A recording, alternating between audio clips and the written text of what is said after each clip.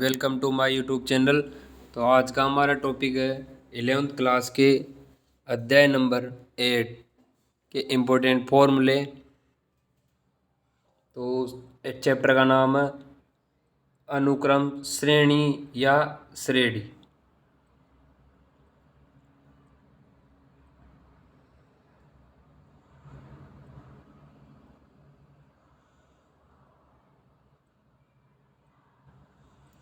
तो अनुक्रम क्या होता है? बहुत सारी राशियां एक निश्चित क्रम में हो, वह अनुक्रम कहलाता है।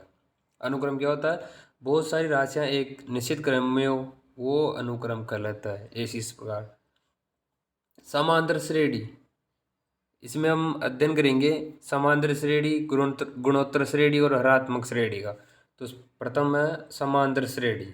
समांतर श्रेणी का अगर n पद दे रखे हो तो n पदों का योगफल का सूत्र क्या होता है? a plus n minus one into D. प्राकृत संख्या क्या होती है? जो 1 2 3 4 एक से स्टार्ट होकर इन्फिनिटी तक जाती है वो प्राकृत संख्या होती है। पूर्ण संख्या वो होती है जीरो से स्टार्ट होकर अनंत तक जाती है, वो पूर्ण संख्या होती है। पूर्णांक संख्या माइनस इन्फिनिटी से प्लस इन्फिनिटी तक वो पूर्णांक संख्याएं कहलाती है। और n पदों का योगफल का सूत्र क्या होता है? S N equal n/2 into 2a plus n minus one into D. N क्या होता है? यहाँ पद होते हैं, कितने पद हैं।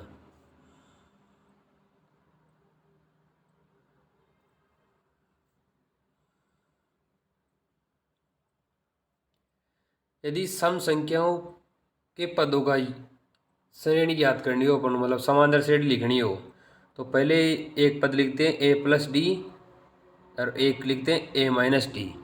अब इसमें से वो 2d माइनस करते जाओ, इधर 2d प्लस करते जाओ, मतलब जो अंतर है ना उसको जोड़ते जाओ और इधर माइनस वाले में घटाते जाओ। उससे मतलब समांतर है तो दो का अंतर रहता है समांतर में, तो इधर प्लस वाले में प्लस दो कर दो और माइनस वाले में माइनस दो कर दो। उससे समांतर श्रेणी प्राप्त होगी सम संख्याओं के योग, सम संख्याओं वाली।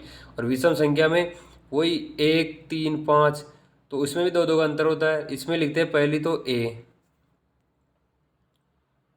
इसमें a को फिक्स कर दिया, a एक समांतर विषम समांतर श्रेणी है।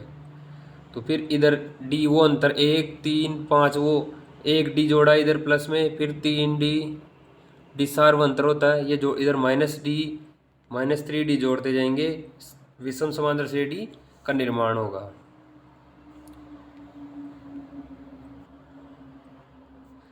समांतर श्रेणियों के गुण।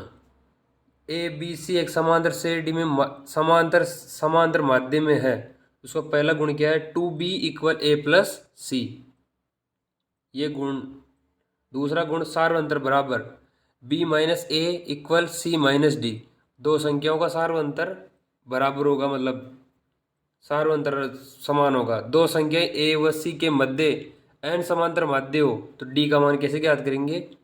a और c के मध्य दो समांतर हो तो c माइनस ए अपॉन n प्लस वन, इससे डी ज्ञात होगा। जैसे जैसे अब ये दे रखा हो, ए दे रखा हो, सार्वंतर प्रथम पद और सार्वंतर ज्ञात दे रखा हो, तो अपन श्रेणी ज्ञात कर सकते, जैसे पहला पद सेकंड पद ऐसे। समांतर श्रेणी कंप्लीट। अब गुणोत्तर श्रेणी। गुणोत्तर श्रेणी क्या होती है? इसमें सार्वंतर किस प्रकार निकालते हैं? मतलब सेकंड पद बटेवा फर्स्ट पद, दो पदों का अंतर नहीं होता इसमें, इसमें भाग दिया जाता है।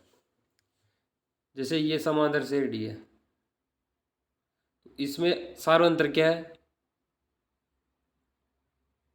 आर, क्योंकि जैसे वन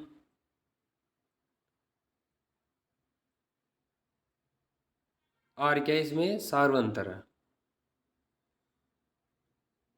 एन व पद या अंतिम पद या व्यापक पद ज्ञात करने का सूत्र क्या होता है गुणोत्तर श्रेणी का? ए एन या टी एन बराबर A R N minus one.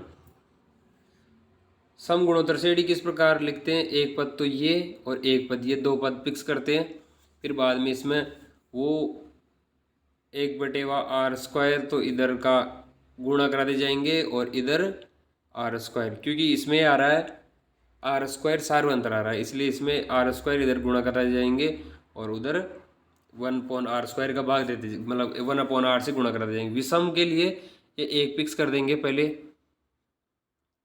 ये 1 और ये 2। अब इसको भी r से गुणा और इसको 1/r से गुणा करते जाएंगे, वो विषम गुणोत्तर श्रेणी प्राप्त होगी। अब इसके गुणधर्म, गुणोत्तर श्रेणी के गुणधर्म, जब यदि ए बी सी एक गुणोत्तर श्रेणी में हो तो समांतर श्रेणी का क्या था, b² इक्वल a+c, 2b बराबर a+c था उसका, 2b बराबर a+c, और इसका क्या होगा, b² बराबर b² बराबर ac। गुणोत्तर श्रेणी का ये गुणों का पहला। दूसरा गुणों का गुणोत्तर श्रेणी में माध्य यदि b हो तो उसमें संबंध क्या होगा, b बराबर √ac, और a व b के मध्य n गुणोत्तर माध्य हो तो फिर श्रेणी कैसे ज्ञात करेंगे, a और b फिक्स कर लेंगे। फिर g किस प्रकार ज्ञात करेंगे, g1 equal a/r1 g2 equal a/r2 ऐसे, और r का फॉर्मूला क्या होगा, b/a अंतिम पद अपॉन प्रथम पद की पावर 1/n+1। ये n क्या होता है, गुणोत्तर माध्यों की संख्या। n क्या है, गुणोत्तर माध्यों की संख्या। ये अंत से पद ज्ञात करना हो तो अंत से श्रेणी ज्ञात करो, मतलब अंत से अगर पद ज्ञात करना होगा तो फिर अंत से श्रेणी बना के उससे फिर मान ज्ञात करेंगे।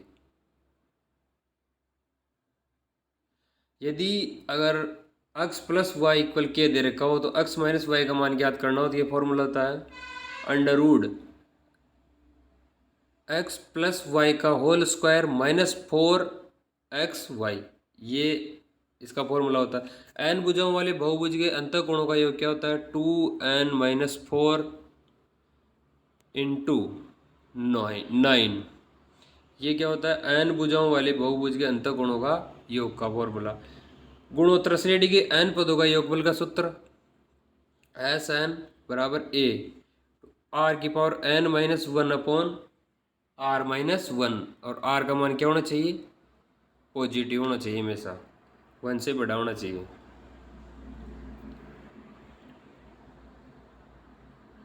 और अनंत पदों के लिए गुणोत्तर श्रेणी का फॉर्मूला क्या होता है, a/1 - r। ये इन्फिनिटी पदों के लिए होता है। एक क्वेश्चन है, यदि कोई परिमेय संख्या 0.375 के ऊपर बार, अगर उसको परिमेय संख्या में लिखना हो तो क्या करें, जितने पर बार हो उससे तो बट्टा में लिख दो, जैसे जितने भी बार है उतने बट्टा में क्या लिख दो, 9। जैसे 2 पर बार है, 2 9 लिख दिया। जितने पर बार 9 उतने शून्य लगा दो। अब 1 पे बार नहीं तो 1 शून्य लगा दिया, और ऊपर संख्या लिखने के बाद वो संख्या लिख दो ऊपर, ये लिख दी। उसके लिखने के बाद जिस पे बार नहीं है उसको माइनस कर दो, ये माइनस कर दिया, और ये इसका मान ये प्राप्त हो गया। इसे हम ऐसे लिख सकते हैं माइनस करके। n प्राकृत संख्याओं का योग का सूत्र क्या होता है, समीशन ऑफ n × n + 1/2। ये तो n प्राकृत संख्याओं का योगफल का सूत्र हो गया।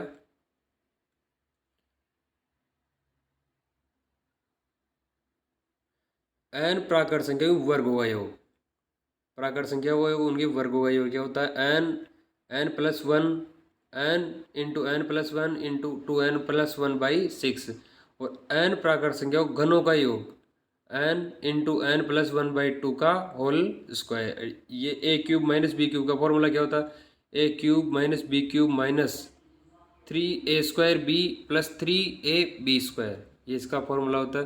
ये हमारे गुणोत्तर श्रेणी भी कंप्लीट। अब हरात्मक श्रेणी, इसे HM से दर्शाते हैं हरात्मक श्रेणी। यदि 3 पद a1/a 1/b 1/c हरात्मक श्रेणी में है तो इनका व्युत्क्रम ABC समांतर श्रेणी में होगा। मतलब इसकी ये समांतर श्रेणी की विपरीत होती है। हरात्मक माध्य यदि a b 2 संख्याएं हैं, अतः इनके मध्य n हरात्मक माध्य H1 H2 और एंड सो ऑन Hn। तो प्रविष्ट कराने हो तो HM हरात्मक माध्य A और B दो संख्या इधर की दोनों फिक्स, वही G1 G2 निकाले इस प्रकार H1 H2। H बराबर क्या होता है 2AB upon A plus B, ये H बराबर होता है। इससे हम श्रेणी ज्ञात कर लेंगे। यदि A व B की दूरी S तथा चाल V1 हो, तब B व C के मध्य दूरी S हो तथा चाल V2 हो, तो औसत चाल के हरात्मक माध्य का सूत्र से ज्ञात करते हैं। मतलब मान सूत्र से ज्ञात करें। ए बी की दूरी S दे रखी हो और V चाल से हो, फिर बी सी की दूरी S और V2 चाल से हो, तो उसका औसत चाल क्या होती है हरात्मक माध्य से ज्ञात करेंगे। द्विघात समीकरण क्या होती है A square A X square plus B X plus C, ये होती है। उनके मूलों का योग क्या होता है माइनस बी अपॉन ए, और मूलों का गुणा सी अपॉन ए।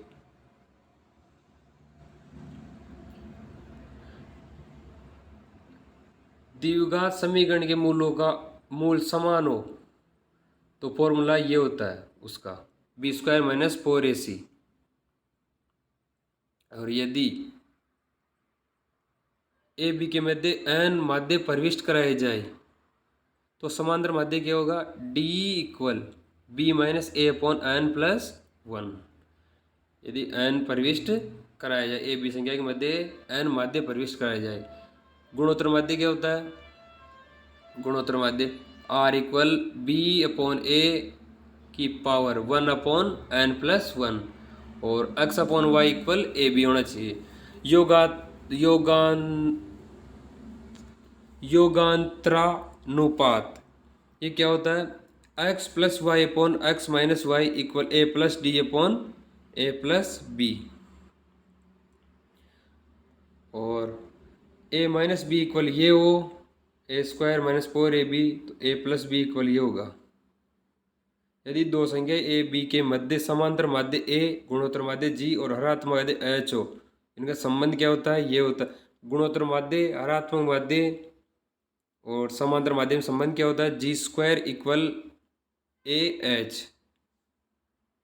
ए क्या है यहाँ समांतर माध्य, एच हरात्मक माध्य और जी गुणोत्तर माध्य। तो ये हमारा चैप्टर के कंप्लीट और short notes complete. Thank you student.